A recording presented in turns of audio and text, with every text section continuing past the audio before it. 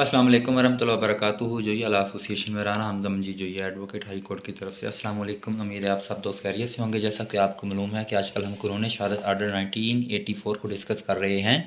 तो हमारे पिछला जो शार्ट लेक्चर हुआ तो हुआ था बर्डन ऑफ प्रूफ पर, कि बर्डन ऑफ प्रूफ क्या होता है। तो हमने उसमें थोड़ा सा शार्ट इंट्रोडक्शन उसमें दिया था। अब इसको हम डिटेल से मुकम्मल एक लेक्चर पढ़ेंगे और किस किस तरीके से बर्डन ऑफ प्रूफ को पूछा जा सकता है स्टूडेंट्स के लिए भी और जुडिशरी के लिए भी और एडीपीपी के लिए भी, उसको भी हम डिस्कस कर लेते हैं। पहले तरीके से the burden of proof ever shift to the accused, सवालिया निशान, if so in what circumstances, फिर सवालिया निशान। इस तरह से भी पूछा जा सकता है।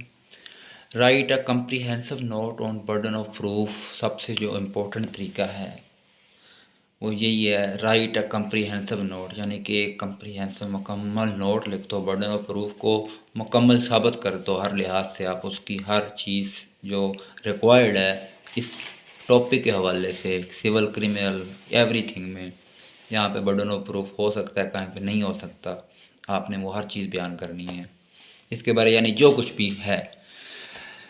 नंबर थर्ड तरीके से वो पूछ सकता है, write a note on burden of proof on whom it lies in civil and criminal litigation, यानी सिविल और क्रिमिनल के दरमियान जो मामला होते हैं वहाँ पे बर्डन ऑफ प्रूफ का क्या किरदार होता है और वहाँ पे बर्डन ऑफ प्रूफ कैसे शामिल किया जा सकता है, किन बुनियादों पे।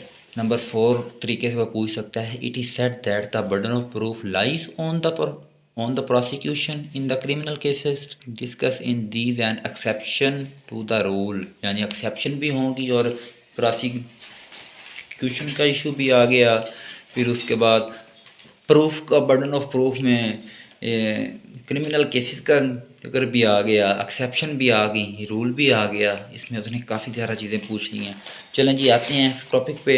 टॉपिक है बर्डन ऑफ प्रूफ, इन तरीक़ों से वह पूछ सकता है। सबसे पहले इसकी ओपनिंग स्टेटमेंट पे आएंगे। Evidence is the stage where the assertion made by the parties has to proved, यानी कि एविडेंस को किसने प्रूव करना होता है, पार्टीज नहीं, आपस में, यानी उन्होंने एविडेंस देनी होती हैं।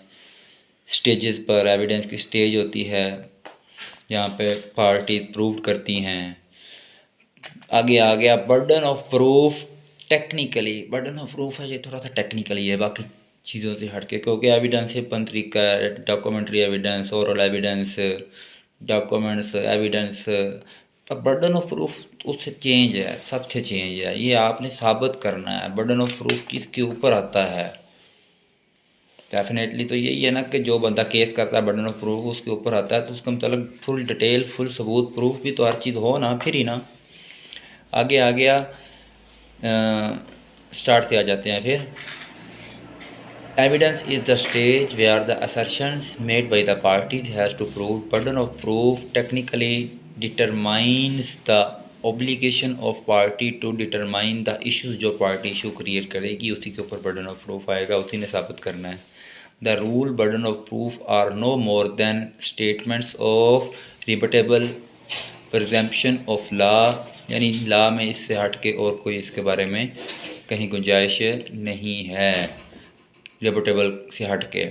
When a presumption operates in favor of a party, the burden of proof lies on the opponent to prove the contrary। जब एक केस एक पार्टी की तरफ हो रहा हो तो दूसरी पार्टी को चाहिए कि वह मुकम्मल सबूत प्रूफ के साथ ला के उसकी एप्लीकेशन को केस में ऐसी एप्लीकेशन दे के जो मुकम्मल तौर पर बर्डन ऑफ प्रूफ बनती हो, तो ला के अगली पार्टी के केस को मजबूत करे। ये था हमारा बर्डन ऑफ प्रूफ का मकसद, ये इंट्रोडक्शन, ओपनिंग स्टेटमेंट। नंबर 2 पे आते हैं, रेलिवेंट प्रोविजन। आर्टिकल 1 117 से लेके 129 कानून शहादत आर्डर 1984 के डील करते हैं बर्डन ऑफ प्रूफ को। नंबर 3 पे हेडिंग आएगी, meaning of burden of proof. It means something that a party is required to prove an allegation before judgment may be given in his favor. It also means that on a contest issue, one of the two contending parties has to introduce evidence। Simple तरीके से बताया हुआ है, दो evidence होती हैं, burden of proof होता है किसने करना होता है, वही जो ऊपर वाली बात बता दी है। ये मीनिंग और डेफिनेशन में उसने यही बताया और उसने कोई ख़ास बात नहीं बताई।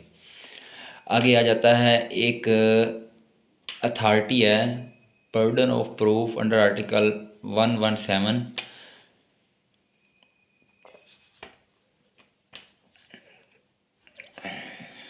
Whoever desires any court to give judgment as to any legal right or liability, यानी जहाँ पे लीगल राइट और लाइबिलिटी आ जाएंगे, डिपेंडेंट ऑपोजिट जो होगा, on the existence of facts which he asserts must prove that those facts exist। तो उसने मुश्त तौर पे ये प्रूव करना है कि ये फैक्ट एग्जिस्ट करते हैं या नहीं। इसकी आगे काइंड है, सब काइंड क्लास 1 कहती है basic point of article 117। article 117 is based on the following maxim: incumbent probatio quidicit non qui negat।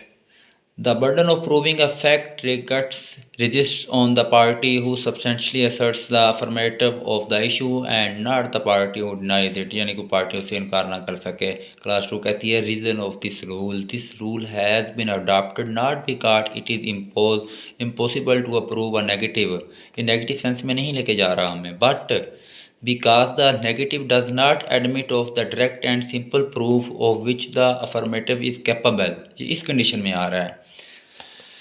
Applicability of Article 117। The elementary rule in the Article 117 is inflexible। ये inflexible है and must apply to all cases, तमाम cases पर ये apply हो सकता है। Number 5 पे heading आ जाती है main, home burden of proof lies under article 118। किस तरीके से बर्डन ऑफ प्रूफ को साबित किया जा सकता है। Article 118 applies to the both and criminal cases. A criminal case is a proceeding within the meaning of article 118। 118 के साथ क्रिमिनल की प्रोसीडिंग सारी होगी। इट वाज क्लास 2 कहती है इसकी आगे leading case article 118 it was observe in the following cases. वो कौन कौन से केसेस हो सकते हैं। एक केस ला है इसमें Amos versus Hughes 1835। The burden is on the party who would be fail if no evidence for given no either side. उसके पास किसी किस्म की कोई एविडेंस नहीं है तो उसका वो जो बर्डन ऑफ प्रूफ होगा वो फेल उस पार्टी का हो जाएगा। फिर आर्टिकल 118 कहता है initial burden. Article 16 makes it clear that the initiate onus is on plaintiff to make out his case, and if he discharge that onus, the onus shift on the defendant assets। Main 6 heading आती है जी shifting of burden of proof. Burden of proof कब shift होता है, किस article के तहत, किस तरह से कोर्ट कब किस वक्त कर सकती है। It receipts before any evidence whatsoever is given upon the party who has the burden of proof on the pleading के दरमियान हो सकता है।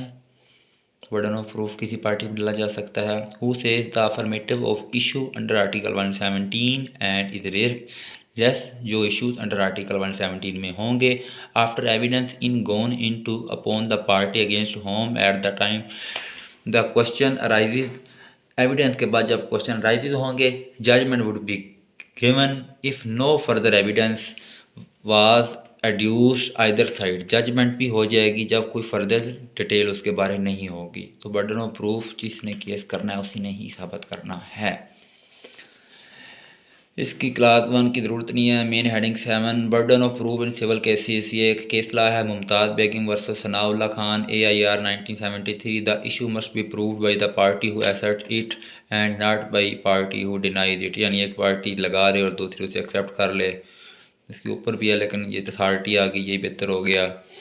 आगे आ जाता है number 8 burden of proof in criminal cases. Criminal cases में कौन कौन से केसेस में कैसे कैसे हो सकता है। क्लास 1 आ जाती है duty of prosecution. It is the duty of the prosecution to prove the case beyond responsible doubt. बगैर किसी डाउट के प्रोसिक्यूटर है जो ADPP है या DDPP है, ये उसकी जिम्मेदारी है कि वो इसको हर लिहाज से डील करे और प्रूव करे।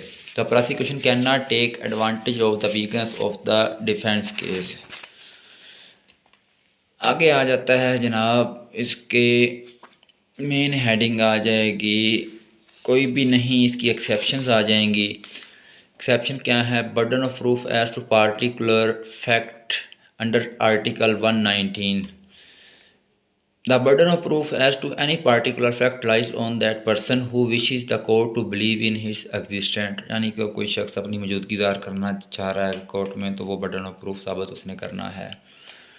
आगे क्लास इसकी 2, case some within any special exception of Pakistan penal code under article the कानून शरत under article 121. Special exceptions are those which are restricted to particular crime when accused plead that his case come within the special exception। जब उसे special exception हो of PPC के तहत the burden to prove those circumstances or exception lies on him, तो फिर उस शख्स पर ये चीज़ें lies upon होंगी।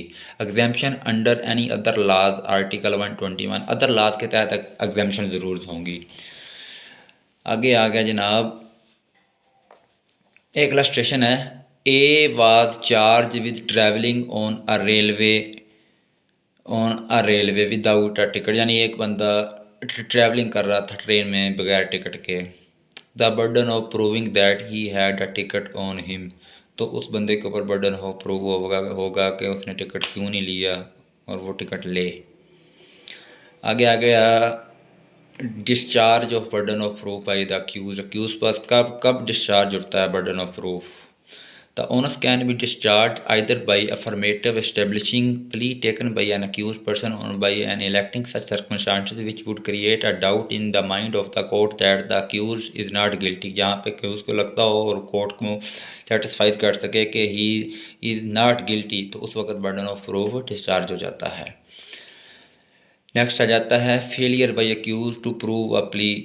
अक्यूज फेल नाकाम कब हो जाता है? ये एक अथॉरिटी थी 2004 की, अक्यूज के अगेंस्ट थी 2004 supreme SAJ page number 279। Failure in proving such a plea would not make an accused liable for commission of offence because burden of proof of guilt always remains upon prosecution, but if any doubt arises by establishing such plea the benefit of the same way would be given to the accused। yes sorry ये accused के हक में है। आगे फिर आ गया final statement, वही जैसे पहले रूटीन वाइज आपको बताता हूँ। The pith and marrow of all the previous discussion there is no turn to show that. आगे फिर आपने बर्डन ऑफ प्रूफ को लिख देना है, आपको उसकी सारी समझ आ जाएगी जी। तब तक के लिए जोयल एसोसिएशन को राना हमदम जी जोया को इजाज़त दीजिएगा, दुआ में याद रखिएगा। अल्लाह हाफ़िज़। पाकिस्तान जिंदाबाद।